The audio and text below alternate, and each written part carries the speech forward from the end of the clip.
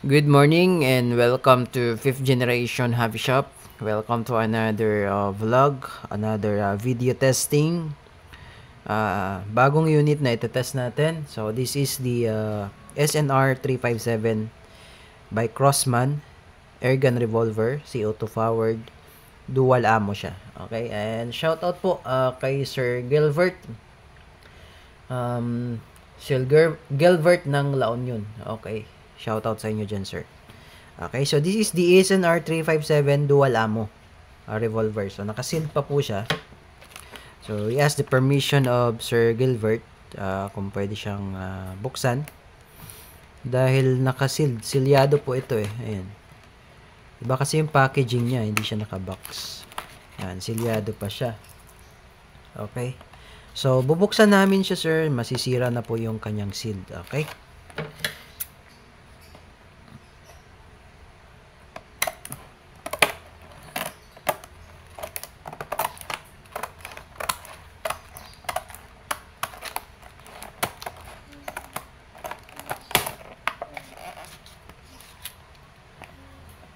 Try natin kung kaya nating hugutin. Okay, ayan.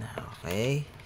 So, this is the SNR 357 revolver. Airgun revolver with safety, manual safety. So, ang barrel po nito ay 2.5 inches. Okay, meron din tayong 6 inches version. Yun naman po yung SR357, yung silver. So, this is dual ammo. So, ibig sabihin po, dalawa yung shell cartridge na kasama. Isang pang pellets and isa pong pang BBs. Ayan, yung anin. Okay.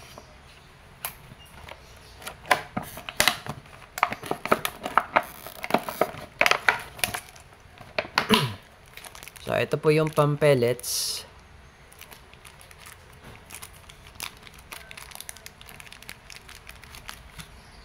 Ayan. Ito po yung pang pellets.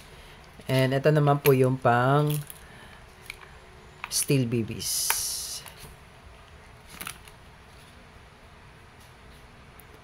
Ayan. So, bali may kasama siyang 2 sets na shell cartridge. Okay. Bukod pa doon, meron din siyang kasamang bala. Ready to use na po siya, no? So, sa 5th Generation Hobby Shop, kung mag-order kayo ng unit, full package na po yun. May kasama ng CO2. Depende sa kanyang propellant. Kung green gas powered, may kasama siyang green gas. Kung CO2 powered, may kasama na po siyang CO2. So, this is CO2 powered, so may kasama siyang CO2. At may kasama na rin po siyang bala. This is Crossman. 350 shots yung steel BBs. 250 shots naman yung pellets. Kasi dual ammo siya eh. Okay, yung pellets niya ay wad cutter. Flathead. Okay. So, this is the 177 flathead. Okay. You can also use the pointed pellets. Pwede rin yung gamitin as long as 177. Okay. 177. Caliber 177. Okay. Then, ang CO2 naman na kasama ay 5 peraso. Yun nga po. Ready to use na po siya. Magagamit yun na kaagad pagdating sa inyo. Ayan. 5 peraso. And then, also may kasama na rin pong gun oil para sa lubrication. Okay. So, itong revolver natin ay single and double action. Single action, and then double action naman, trigger pull lang. That's double action. Okay, may logo ng Crossman on the grip. Then, ito yung lagayan ng CO2. And then, ang safety niya, push backward lang. Then, pag open, push forward. Tulak mo lang yung cylinder. Ayan. Okay. So, ayan po. SNR 357. Pwedeng pellets, pwedeng steel BBs. Airgun pistol. Ito palang sight niya, sir, ay adjustable po yan. Windage and elevation. Ayan. So, this is the elevation, up and down, and this is the windage naman, left and right. You can adjust the sight kung halimbawa yung tama niya ay hindi paling or left and right or up and down. So, you can adjust. Okay. So, sa paglalagay naman ng bala, as I've said, na this is the pellets. So, yung sa pellet shell cartridge, nilalagay ang bala sa may rear, na? Dito sa may rear part ng shell. Basta may rubber, doon mo siya ilalagay. So, this is the pellets. So, make sure na yung nose, no, lagi nyo tatandaan yung nose, yun yung may butas.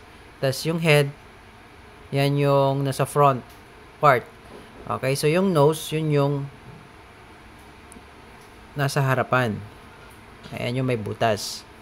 So, dito siya sa may rubber lalagay. Ngayon, sa steel BBs naman, sa steel BBs po, ay dito po sa may front part naman. Basta yung may mga rubber. Yan, steel BBs. Yan. So, may front. Okay. So, lagyan lang natin ng 6 shots po ito ng revolver. Lalagay lang tayo ng 3 pellets. And 3 steel BBs. And sa pellets naman, make sure lang sir na walang naka-usli. No? Kailangan fully fitted yung pellets. Kailangan walang naka-usli dyan. Kasi pag may naka-usli yan, umiikot kasi ito eh. Yung bola. So, every time na puputok, umiikot po yan. Ayan. Ayan, umiikot siya. Ayan. So, pag naka-usli yan, possible na kumalang siya dito. Ayan. So, make sure lang na walang naka-usli. At mas effective siya kung pellets ang gagamitin mo. Mas effective siya kapag single action ang gagamitin nyo. Ayan, pag pellets. Sa steel BBs, wala naman problema kasi nandito sa bungad yun. Okay? So, steel BBs naman.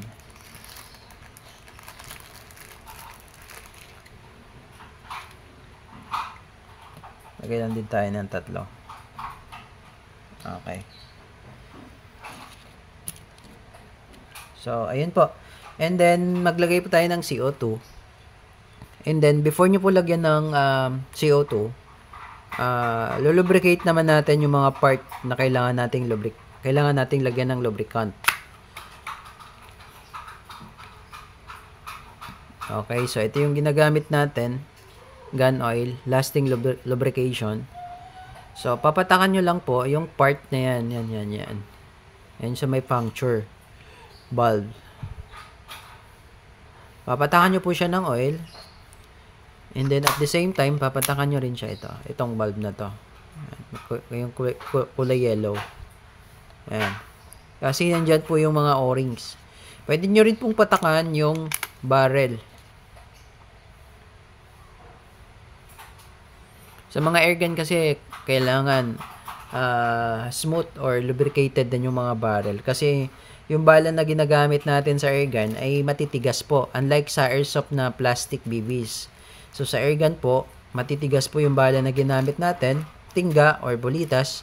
So, mas maigi na rin po na lubricated ang barrel. Okay. So, mag-load tayo ng 3 pellets. Yan. And load din tayo ng 3 BBs, steel BBs. Yan. 3 pellets and 3 BBs. Then, testing natin. Okay, save muna natin. Set up ko lang yung target, sir, and test tayo. Sorry, magpa-firing tayo. Wala pa pala siyang CO2. Nakalimutan. Okay, remove lang natin yung shell. And then, lagay tayo ng CO2.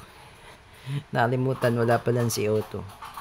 Okay, then, nalagyan na natin siya ng oil kanina. Then, insert nyo lang CO2.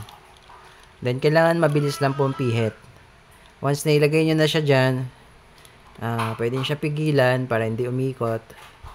Then, kailangan mabilis pihitin po, no? Kasi pag medyo mabagal ang pihit, once na puncture na siya dito, may butas na yun, mabilis. Kailangan mabilis siyang maikwitan.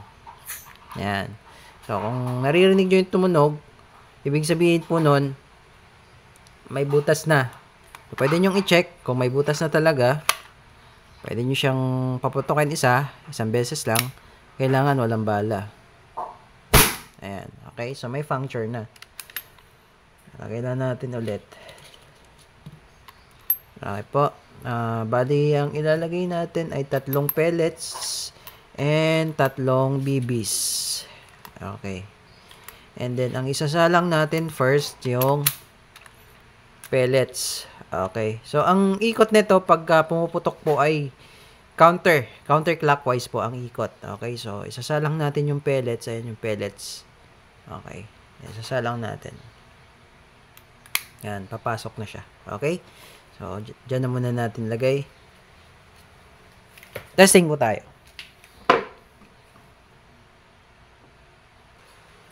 Okay, Sir Gilbert, testing SNR 357 Airgun Revolver Dual Ammo.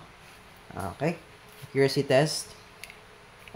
Suot kay Sir ng iPro, medyo delikado pag steel BBs. Nagre-ricochet po, okay. Testing, firing. Dito naman. Isa pa. Oops. Eto na nga. Dito na lang. Firing. Ayan. Oops. Take 2. Nalaglag yung target. Okay, so nagload po ako ulit, sir. Bali, pellets lang muna yung ilalagay ko dyan. Okay, 3 shots lang muna. Okay. Pellets. Hiwalay ko muna yung steel BBs. Ayan. Okay. Firing.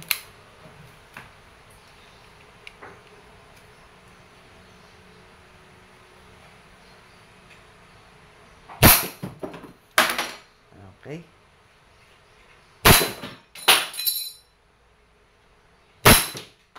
Okay, so 3 shots. Ayusin na natin target. Tapos load tayo ng steel BBs naman. Okay, one more. Steel BBs naman po yung nakasalang. 3 steel BBs. Okay. Yan. Okay, single action. Mas maganda pag single action, sir, mas accurate. Kasi pag double action naman, malalim yung trigger. Pag single action, naka-ready na yan dyan. Nakakasan na siya eh. Okay. Bearing. Yan. So, try ko lang. Yun, nagre-ricochet yung BBs. So, make sure meron kayong iPro, sir. Lalo na kung hindi naman malawak yung ating range. Pwedeng bumanda yun.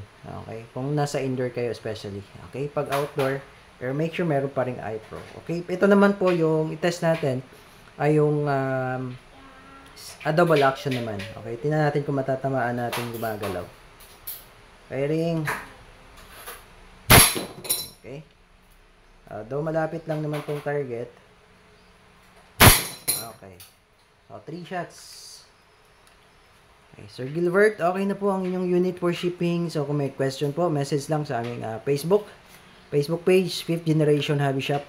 Or sa mga interested po sa unit, ilalagay ko po yung details sa description. Okay, check nyo na lang po. Yun naman po, thank you and have a nice day.